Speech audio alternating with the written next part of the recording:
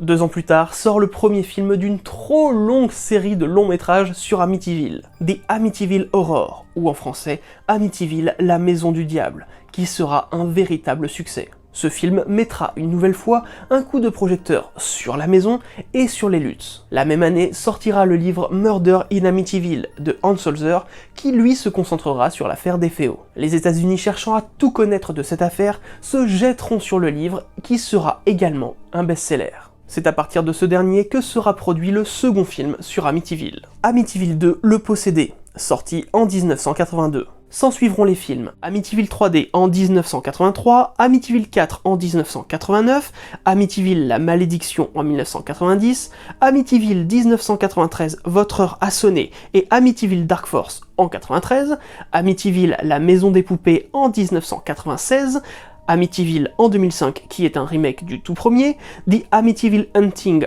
en 2011, The Amityville Asylum en 2013, Amityville Death House et Amityville Playhouse en 2015, Amityville Vanishing Point, The Amityville Legacy, The Amityville Terror et Amityville No Escape en 2016, Amityville The Awakening, Amityville Exorcism, Amityville Evil Never Dies en 2017, The Amityville Murders et Amityville Mount Misery Road en 2018, ou encore Amityville Island et The Amityville Harvest en 2020. Et au moment de cette vidéo, on dénombre une dizaine de films annoncés comme en développement pour les années à venir. On peut également citer la scène d'ouverture de Conjuring 2, où l'on voit les Warren dans la maison.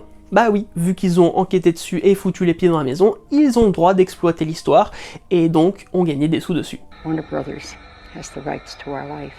Et comme vous le savez, chez Occulture, on essaye de faire les recherches les plus sérieuses possibles. On se doit donc de vous citer le film Amityville Vibrator, un film X sorti en 2020 et dont il nous semble important de vous lire le synopsis. Cathy emménage dans une nouvelle maison et entre bientôt en contact avec un vibromasseur aux anciens pouvoirs maléfiques.